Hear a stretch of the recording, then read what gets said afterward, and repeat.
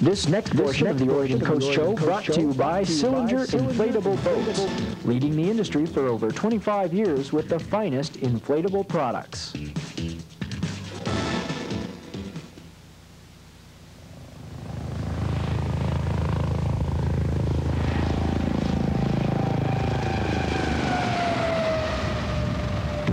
After an Air National Guard jet fighter went down off the coast of Tillamook last January, this team came to the rescue, a helicopter and crew from the Coast Guard Air Station in Astoria.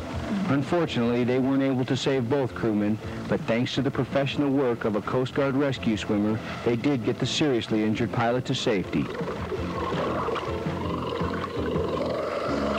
Rescue swimmers are a relatively new innovation for the Coast Guard. Congress mandated the program back in 1985. Experience had shown that a lifeline was just not enough. Too many lives were being lost at sea because victims, disabled due to hypothermia or injury, couldn't help themselves into the rescue basket. It's the rescue swimmer's job to go in after the victims and help them to safety. In-water rescue has become essential now that the Coast Guard has deployed the new HH-65 Dolphin helicopters. The old H-52s, while slower and less sophisticated, could land in the water. But pilot Tim Job says, regardless of the chopper, rescue swimmers are critical to saving lives. The point of a rescue swimmer is not so much whether the helicopter is amphibious or not. It's the point that the rescue swimmer is trained that in a situation, let's say that you have 5 people in the water, and we would lower a basket to 5 people in the water, human nature demands that all 5 people try to get in that basket at the same time. That would do several different things that were not good for the situation, because 5 people trying to get in the basket, there would be panic. People may not get totally into the basket, which means that when the basket was brought up, they'd be clutching on the sides of the basket, which would mean that they could possibly drop off the basket. And in addition, we have a 600-pound limit on the basket, and if more than 600 pounds get in there, we can't actually bring the basket up. So what a rescue swimmer does is deploys into the situation, takes immediate control of the situation, decides who needs to get hoisted first. 2 considerations there: physical injuries. The person is very badly injured, obviously they need to get rescued first. Also, if they're suffering from extreme hypothermia, they'll need to be rescued first so they can be taken to a support facility where they can be warmed up. So essentially, in any kind of maritime rescue situation, a rescue swimmer is needed and is also a very good asset for the helicopter crew. But right now, the Coast Guard doesn't have enough rescue swimmers to meet the demand. That's why they're racing to train more, and it's some of the toughest training the military has to offer. Rescue swimmers are required to attend the U.S. Navy Rescue Swimmer School in Pensacola, Florida. It's a grueling 4-week education designed to prepare them for the worst imaginable situation. What they're trying to do is duplicate a stress situation that you may encounter in the water. And they can't do it directly. They can't duplicate what you may find, but they're trying to duplicate the stress. And you have to learn to be able to deal with that, or you're not going to be able to affect a rescue that can get bad in the water. You learn your limits, physical and mental limits.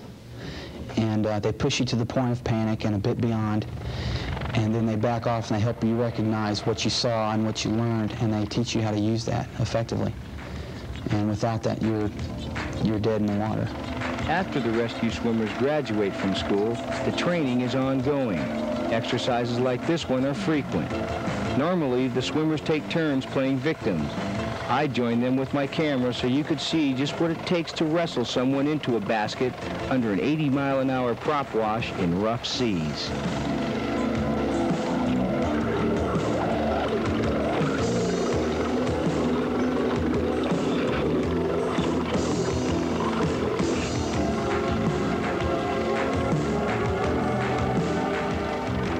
In most situations, they would use a basket for rescue, but military personnel are trained to use special harnesses.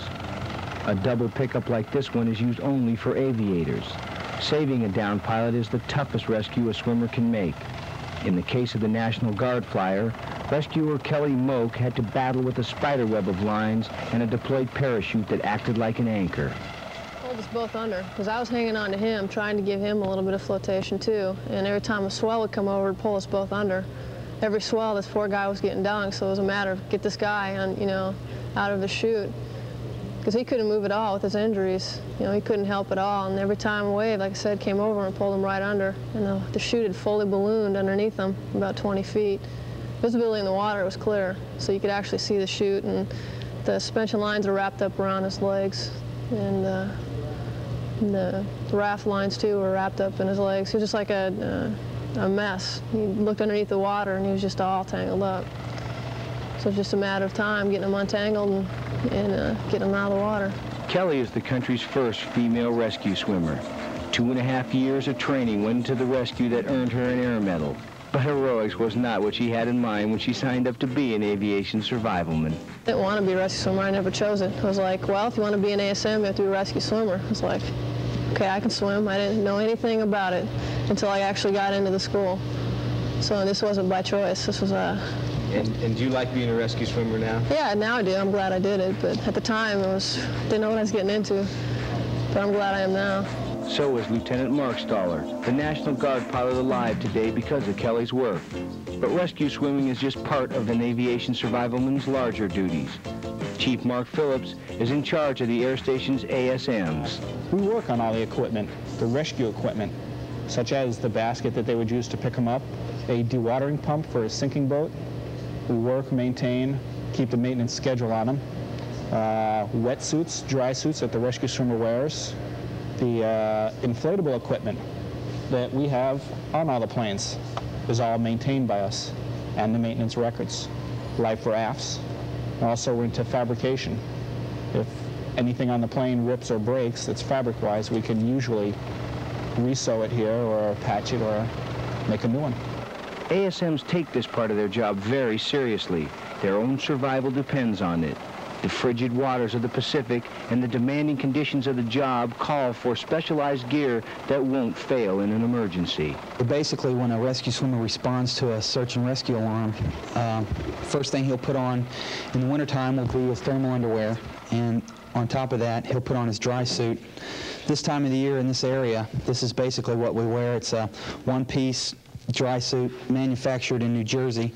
This is basically what the Coast Guard is using service-wide right now. For head protection, we'll wear a full-surface hood and wear gloves on our hands. Once that's put on, the rescue swimmer puts on his swimmer harness. Serves many different purposes. Carries disentanglement tools, pyrotechnics on each side of the harness, Mark 13 day-night flares, and a attachment device used specifically for downed aviators. So you can attach to the aviator and to the rescue hook and go to the airplane at the same time. They also carry a radio and locator beacon. Because of the helicopter's weight capacity, the rescue swimmer may have to give up his seat to a victim. That means a possible long wait in icy water until the chopper can return or another can pick them up. In rough conditions, it can be challenging getting the rescue swimmer in and out of the water. They have to trust the pilot and his crew to safely dispatch and retrieve them. Essentially, the scenario would go that the pilot sits here, co-pilot sits in the left seat. You have a crewman here that is that controls the hoist, and then the rescue swimmer would actually come forward and sit right here.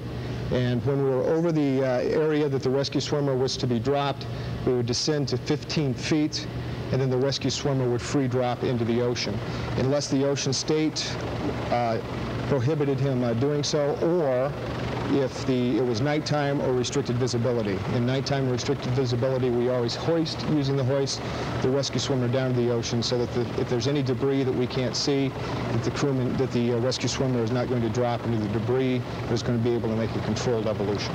The job has its hazards, but if done correctly, it is not dangerous. One of the most valuable lessons that a rescue swimmer learns is to protect his or her own life first.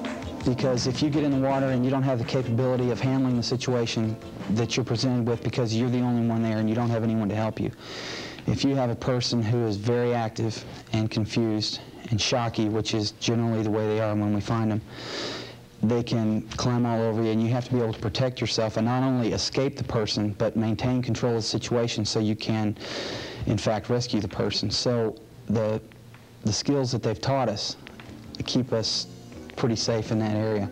So I would say that's the most valuable thing that I have out there. And out here, that control is valuable also for the victim. When you're in the water with a rescue swimmer, there's no question who's in charge. The aviation survivalmen have a slogan which they've borrowed from the parachute riggers. We're the last to let you down. And after seeing them in action, even I believe it. In the Pacific Ocean,